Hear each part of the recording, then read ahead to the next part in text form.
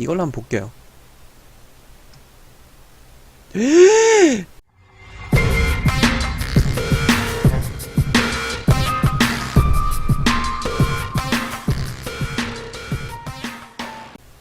와씨 뭔 말인지 하나도 모르겠어.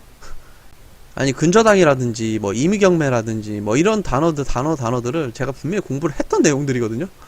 근데 잘 기억이 안 나. 야 이거 조졌다. 이거 어떡하냐. 뭐야? 그러니까 소유권이 이병헌 씨한테 넘어갔는데 국민은행에서 돈을 빌리고 근저당이 들어갔어. 그래서 자 여러분들 말소기준 등기는 이 등기를 기준으로 만약에 경매가 진행된 이후에 낙찰을 받게 되면 이 이후에 등기들은 전부 다 소멸시켜준다는 등기예요.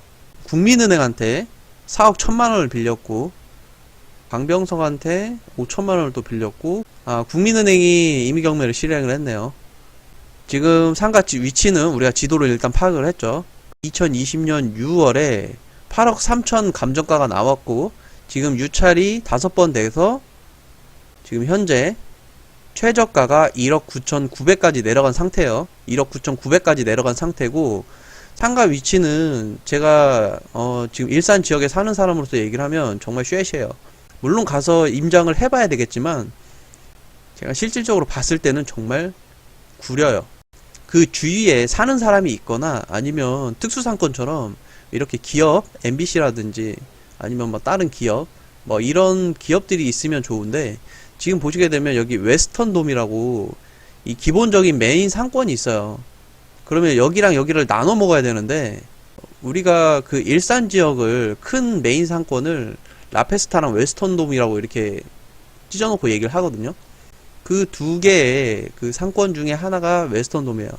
물론 뭐 지금은 많이 소외가 되긴 했지만 그래서 본건은 지금 지하층이고 면적은 여기에서 3.3 나누면 됩니다. 47평짜리네요. 47평짜리인데 본건은 휴게 음식점으로 되어 있으나 현재 현황은 인접 매장의 창고 등으로 이용 중이래요. 그러니까 지금 옆에 매장이 있고 그 매장에서 쓰고 있는 창고래요. 임차인 현황 말소기준 권리가 2018년 10월 24일 2018년 10월 24일 이 근저당 이 아저씨죠. 국민은행 아저씨가 근저당 말소기준 권리고 이 사람 밑으로는 돈을 못 받을 수도 있다는 얘기예요. 그리고 배당 요구 종기일이 2020년 1월 13일 2020년 1월 13일이에요. 배당 요구 종기라는 거는 대체적으로 배당을 요구할 수 있는 그 기한이에요. 그 기한. 이 날짜가 왜 중요하냐면 이 날짜 내에 이 임차인이 내가 배당 요구를 했냐 안 했느냐에 따라서 제가 추가적으로 비용하는 발생이 생기느냐 안 생기느냐 그 차이에요. 그런데 조사된 임차 내역 없음 창고로 쓰고 있으니까 현장 방문 시 아무도 만나지 못했고 전입세 대비 열람 및 상가 건물 임대차 현황서와 같이 등재자가 없으므로 점유관계 등은 별도의 확인 요망합니다. 가서 점유자를 한번 확인해 볼 거예요. 임장을 가서 확인을 할 거고요. 이 지금 현재 첫 번째잖아요. 여러분들 지금 키자마자 본 첫 번째 물건이에요. 이 물건이 좋고 나쁘고는 중요하지 않아요. 한번 해보는 게 더 중요해요. 그리고 임장 가서 상태 등을 확인해 볼 거예요. 이거를 꼭 무조건 낙찰 받아야지가 아니라 지금 전 처음이잖아요. 처음이니까 잘할 수가 없어요. 여기에 지금 공개된 내용만 가지고 가서 확인을 해보고 이 기본적인 플로우를 확인을 해볼게요. 그래서 만약에 진짜 입찰까지 간다고 한다라면 이제 법원을 가야겠죠. 우리가 기본적으로 경매는 법원 가서 입찰서를 제출을 해야 돼요. 지금 코로나 때문에 어떻게 변경됐는지 모르겠는데 오늘은 여기까지 확인하고 자 여러분들 3년 안에 월세 3천만원 만들기 프로젝트 2주차예요 2주차고요 우리가 지금 목표도 만들었고 지금 당장 할 수 있는 것들도 전부 준비를 했어요. 지금 보시게 되면 이게 기본적인 플로우라고 제가 적어 놓은 건데 뭐 온비드 가입하고 경매 사이트 가입하고 그 다음에 주위에 물건 검색 해보고 있고 그 다음에 권리 분석 공부하고 있어요. 그 다음에 입찰하고 낙찰받고 몇 정도, 이거는 이후의 일이니까 뭐 여튼간에, 여러분들 제가 지금 잘못 알고 있었던 게 있는데, 그 김종률 이분도 책이 있어요. 그래서 제가 지금 2권 샀고요. 여러분들 그 옥탑방 보버스라고 그 상가 전문 강사 있어요. 그래서 제가 지금 총 7권의 책을 구매를 했어요. 그래서 지금 1권은 지금 봤고요. 지금 2권째 읽고 있어요. 시간이 그렇게 많지 않다 보니까 시간 나는 틈틈이 계속 보고 있어요. 지금 소재지는 경기도 고양시에요. 고양시고 오피스텔입니다. 오피스텔이고 지금 대지권과 건물 면적 감정가가 5억 4천이 나왔어요. 지금 현재 한 번 유찰되고 3억 8천까지 내려간 상황이에요. 여기 보시게 되면 사건명 임의경매예요. 임의경매. 여러분들 이거 중요한 건데요. 경매에는 강제경매가 있고 임의경매가 있어요. 강제경매와 임의경매가 있는데 이 차이가 있어요. 차이가. 나중에 대응하는 방식이 좀 달라요. 그 임의경매는 그 채권자가 그 채무자한테 그 담보로 그 설정한 그 저당권이라든지 뭐 유치권, 뭐 질권, 전세권, 뭐 담보 가등기도 있다고 하는데, 이거는 나중에 그 가등기 종류에 대해서 설명드릴 때 좀 설명을 좀 드리고요. 그 담보권을 실행하는 경매예요. 근데 강제경매는 우리가 그 개인 빚 있죠. 신용이라든지 그 빚들을 갚지 않았을 때 그 내용을 소송을 하셔야 돼요. 그 채무 확인을 받기 위해서 소송을 해서 그 판사가 그 판결한 판결문 있죠. 그 판결문 가지고 경매를 실행하는 거예요. 그게 강제경매예요. 어쨌든 간에 임의경매도 경매고 강제경매도 경매인데, 이게 무슨 차이가 있냐면 이 좀 대응하는 방식이 좀 달라요. 왜 그러냐면 여기 보시게 되면 임의경매 있잖아요. 임의경매는 채무자가, 그러니까 채권자는 돈을 빌려준 사람이고요. 채무자는 돈을 빌린 사람이에요. 근저당 4억 6천이에요. 이 4억 6천을 갚아버리면, 지금 신한은행한테 경매를 신청했잖아요. 이거를 갚아버리면 경매가 끝나요. 자동적으로. 그런데 강제경매는 판결문 가지고 경매를 실행하게 되는데, 이거는 돈을 갚아도 안 끝나요. 강제집행정지를 신청했는지 확인하고, 만약에 강제집행 신청 전이면 그냥 소유권 이전하면 끝이에요. 그거는 그 사람이 돈을 갚는다고 했더라도 그 강제집행정지 신청을 하지 않았으면 그냥 제가 가서 그냥 소유권 이전하면 끝입니다. 그러니까 임의경매 같은 경우에는 내가 돈 갚아버리면 끝나니까 이 채무 금액이, 이 근저당 금액이 작은 것들 있잖아요. 이런 것도 좀 조심하셔야 돼요. 준비 다 해가지고 입찰하려고 딱 입찰해서 낙찰까지 받았어요. 낙찰까지 다 받았는데 돈 갚아버리면 끝나요. 근데 만약에 매각 허가가 났어요. 그러니까 제가 낙찰을 받고 매각 허가까지 났어요. 이제 잔금 넣고 다 하겠죠. 그렇게 되면 이 상대방이, 만약에 상대방이 돈은 못 갚는데, 내가 이거 이자를 낼게, 경매 취소해줘, 이 신한은행한테 부탁을 했어요. 이거 예를 드는 거예요. 예를 신한은행한테 부탁을 했는데, 그러면 신한은행이 알았어 이렇게 했어요. 그러면 이 경매가 또 바로 끝나는 게 아니고 낙찰자의 동의가 필요해요.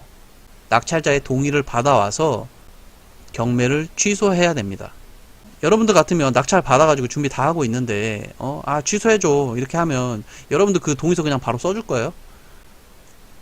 그때도 수익을 낼 수 있는 구간이 나온다는 거예요. 그냥 안 써주죠. 돈 받고 써주는 거예요.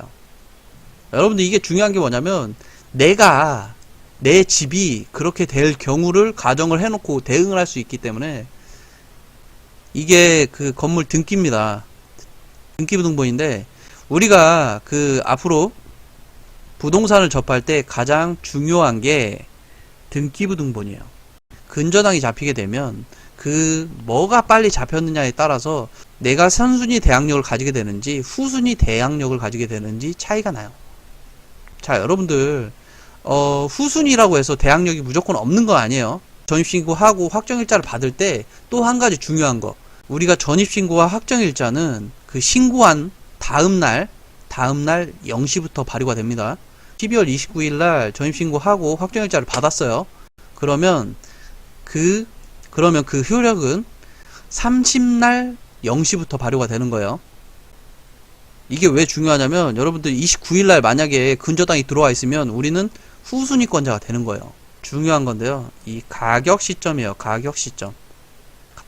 이 가격 시점은 우리가 그 감정평가한 그 기준이에요. 네, 이게 왜 중요하냐면요. 여러분들 간혹 가다가 물건이 유찰이 굉장히 오랫동안 된 물건이 있을 수가 있어요. 이거 예를 드는 거예요, 예를. 지금 올해 같은 경우에 작년보다 부동산 가격이 굉장히 많이 올랐잖아요. 그러면 현재 시세와 괴리가 생길 수가 있어요. 그러면 그 괴리만큼 수익이 날 수 있다는 거예요. 문건 송달 내역은 여러분들 그 강제 경매 때 진짜 중요해요. 우리가 그 강제집행정지, 아까 강제집행정지 말씀드렸잖아요. 그 내용이 문건 송달 내역 안에 있어요. 그리고 뭐 나머지 이게 쭉 보도록 하면 될 것 같고요. 열병합이고, 그 다음에 관리비 체납이 없어요. 관리비 체납 없고. 여러분들 이 관리비 진짜 중요해요. 우리가 임장을 가서 아파트건 오피스텔이건 그 관리비를 확인을 꼭 하셔야 돼요. 우리가 낙찰받고 난 이후에 관리비가 엄청 많이 있을 때는 이게 관리비 또 종류가 나눠져요. 공용관리비와 그 다음에 개인적으로 쓰는 관리비들 있죠. 뭐 전기세라든지 아니면 뭐 수도세 뭐 이런 것들 있잖아요. 공용관리비는 낙찰자가 내야 될 수도 있어요. 그렇기 때문에 관리비는 꼭 확인을 하셔야 되고요. 그래서 이런 물건들을 대체적으로 좀 정리를 할 거예요. 제가 잘하는 거 있죠. 엑셀 파일 하나 열고 여기에 나와 있는 정보들을 최대한 많이 여기다가 옮겨 놓을 거예요. 옮겨 놓은 다음에 그 데이터를 가공을 할 거예요. 사실 이 작업은 여기에 나와 있는 데이터들을 좀 크롤링 할 수 있는 방법이 있으면 좀 하기 편한데, 지금 제가 구독자가 30명이 안 되기 때문에 나중에 구독자분 중에서 컴퓨터 잘 하시는 분 계시면 데이터 크롤링 할 수 있는 동료를 한번 구해 볼게요. 자, 오늘은 두 번째 주 수요일이에요. 수요일인데, 그 말소 기준 권리라는 거는 우리가 경매를 통해서 기준이 되는 등기 이후로는 전부 다 말소를 시켜주겠다는 거예요. 그 말소 기준 권리가 되는 대부분의 등기는 근저당, 압류, 가압류 이 세 가지가 거의 한 90% 이상을 차지할 거예요. 여기 보시게 되면 소유권 이전 청구 가등기라고 써있죠. 우리가 일반적으로 가등기는 두 종류가 있어요. 담보 가등기랑 소유권 이전 청구 가등기가 있는데, 소유권 이전 청구 가등기는 물건에 대한 소유권이 목적이기 때문에 낙찰자와 대립을 하게 돼요. 그러면 이게 법원이 너 하지마, 아니면 너 해, 이렇게 정해주는 게 아니라 경매까지는 내일인데 그 이후에는 니들이 알아서 해, 여러가지 복잡한 사항들이 발생을 하겠죠. 그리고 담보 가등기는 또 뭐냐면 약간 성격 자체가 채권의 성격을 띠고 있는 거예요. 돈을 받기 위해서 우선순위에 거기다가 박아놓는 거예요. 소유권 이전 청구 가등기가 만약에 선순위로 가 있다, 그러면 정말 위험한 거예요. 그러니까 이렇게 소유권 이전 청구 가등기라든지 아니면 가처분, 부동산을 가져가는 게 주된 목적이에요. 그러니까 낙찰자랑 또 대립이 되겠죠. 그리고 뭐 지상권이라든지 지역권이라든지, 지상권은 그 토지 사용을 목적으로 하는 권리예요. 그리고 지역권도 마찬가지고요. 그리고 전세권이라든지. 근데 전세권 같은 경우에는 그 전세권자가 배당 요구를 하게 되면 말소 기준 권리로 해당이 됩니다. 근데 만약에 하지 않을 때는 또 낙찰자랑 대립을 해야 되겠죠. 전세권 자체가 난 여기서 살 거야 라는 그 전세에 대한 권리를 주장하는 거니까, 낙찰자는 그 물건을 사용수익 해야 되니까 서로 대립을 하게 되는 거예요. 그러니까 처음부터 다시 가처분, 지상권, 지역권, 전세권. 근데 여기서 전세권은 배당 요구를 하게 되면 말소 기준 권리로 넘어간다고 말씀드렸어요. 그리고 소유권 이전 청구 가등기. 소유권 이전 청구 가등기 같은 경우는 소유권이 목적이기 때문에. 그런데 담보 가등기 같은 경우에는 성격이 조금 다르다고 말씀을 드렸어요. 채권의 보존의 성격이 강하기 때문에.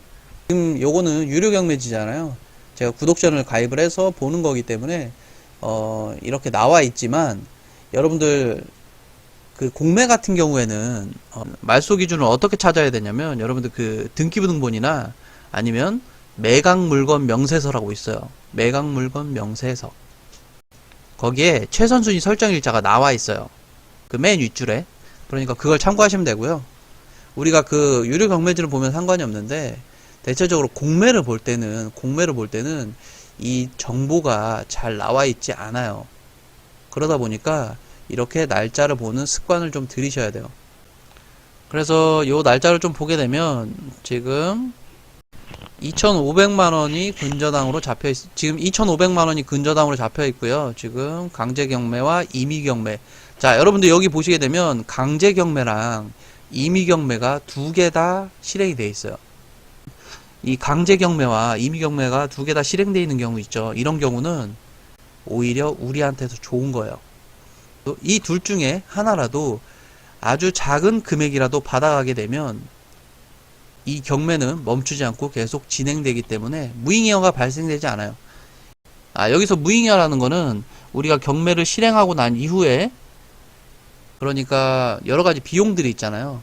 여러 가지 비용들을 다 제외하고, 그러니까 1순위로 경매 비용, 그 다음에 뭐 유익비, 최우선 변제금, 그 다음에 당해세라고 또 있어요. 이거는 조세 개념인데 요거는 꼭 담당자한테 물어봐서 확인을 하셔야 돼요. 그 다음에 받는 게 저당권, 임차권, 전세권. 그러니까 순위 자체가 거의 한 5순위 되는 거예요. 거기 진행될 때까지 돈을 못 받는다라고 하는 경우에 무잉여라고 하는 거예요. 그런데 이렇게 두 개가 같이 실행된 경우에는 이 둘 중에 하나라도 받게 되면 여 밑에 있는 사람이 돈을 못 받는다고 하더라도 무잉여 처리되지 않습니다. 자, 오늘 2주차 목요일이자 올해 마지막 날이에요. 지금 12월 31일이죠. 뭐 많은 부분에서 힘든 일도 많았고 그리고 어려운 일도 많았어요. 뭐 그때마다 차분하게 해결하다 보면 뭐 안 될 일이 없다고 생각을 해요. 사람이 하는 일인데 못하는 게 어디겠습니까? 저는 그렇게 생각합니다. 그래서 오늘은 어제 하던 공부 나머지 이어서 하려고 했는데 이거 너 맨날 공부만 하면 재미도 없고, 그래서 오늘은 제가 첫 번째 여러분들한테 그 돈 버는 공식이라고 해서 말씀드렸던 게, 제가 하고자 하는 그 계획된 일에 먼저 성공했던 사람들의 책을 읽어보거나 아니면 여러 가지 검색 등을 통해서, 아니면 뭐 주위에 있으면 그 사람들을 직접 찾아갈 수가 있겠죠. 그래서 여기서 정말 중요한 거는 따라하기예요. 따라하기.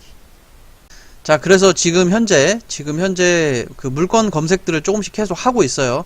공부하면서 물건 검색도 하면서 하고 있어요. 하고 있는데 여기서 두 번째로 중요한 법칙이 있어요. 두 번째 돈 버는 법칙이 뭐냐면요,